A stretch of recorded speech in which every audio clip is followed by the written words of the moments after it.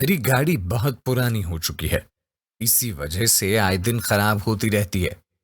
اس دن بھی ایسا ہی ہوا۔ گاڑی خراب تھی، اسی لیے مجھے جیسی ہی تنخواہ ملی میں گاڑی کو مکینک کے پاس لے گیا۔ مہنگائی اتنی ہے کہ بہت دیکھ بھال کر خرچ کرنا پڑتا ہے۔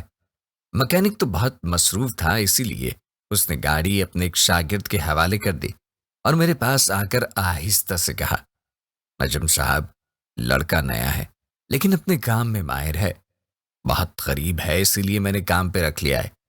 مجھے تو کام سے دلچسپی تھی، چاہے کوئی بھی کرے۔ لڑکا گاڑی کی مرمت کرنے میں مصروف ہو گیا اور میں کھڑا اس کو دیکھ رہا تھا۔ وہ واقعی بہت مہارت سے کام کر رہا تھا۔ تھوڑی دیر بعد بات چیت شروع ہو گئی۔ وہ بہت غریب تھا، ماں گھروں میں کام کرتی تھی، باپ بیچارہ فالج کا شکار تھا اور کوئی کام نہیں کر سکتا تھا۔ ایک بہن تھی جس کی شادی کرنا تھی، اس کی شادی کے لیے پیسے بھی جمع کرنے تھے۔ میں اس کی باتیں سنتا رہا اور اس پر ترس کھاتا رہا۔ اچانک آواز آئی، اللہ کے نام پر کچھ دے دے بیٹا۔ دیکھا تو ایک فقیرنی تھی جس کا ایک ہاتھ بھی کٹا ہوا تھا۔ میں نے اپنا پرس نکالا، 10 روپے کا نوٹ تلاش کیا لیکن نہیں ملا، نہ میرے پاس سکے تھے۔ معاف کرو اماں، میں نے کہا اور سوچنے لگا کہ میں خود تو مہنگائی کا مارا ہوں، میں زیادہ پیسے بھیک میں نہیں دے سکتا۔ فقیرنی اداس ہو کر آگے بڑھ گئی۔ مکینک لڑکے نے جب اسے جاتے دیکھا تو آواز دے کر روکا، اماں رکو۔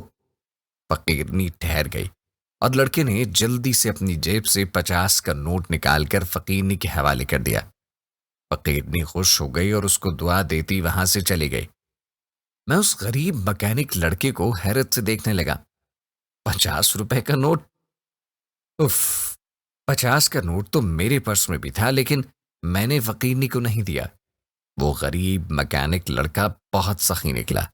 غریب ہونے کے باوجود اس نے بوڑھی فقیرنی کی مدد کی۔ صاحب، بیچاری بوڑھی ہے، ایک ہاتھ بھی نہیں ہے، اس عمر میں کوئی کام بھی نہیں کر سکتی۔ لڑکے نے مجھے دیکھ کر کہا۔ میں لڑکے کی بات سن کر حیران ہو رہا تھا۔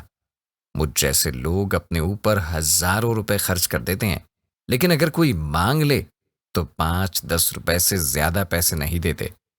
مجھے لڑکے کی سخاوت پر فخر ہونے لگا اور اپنے آپ سے شرمندہ ہونے لگا۔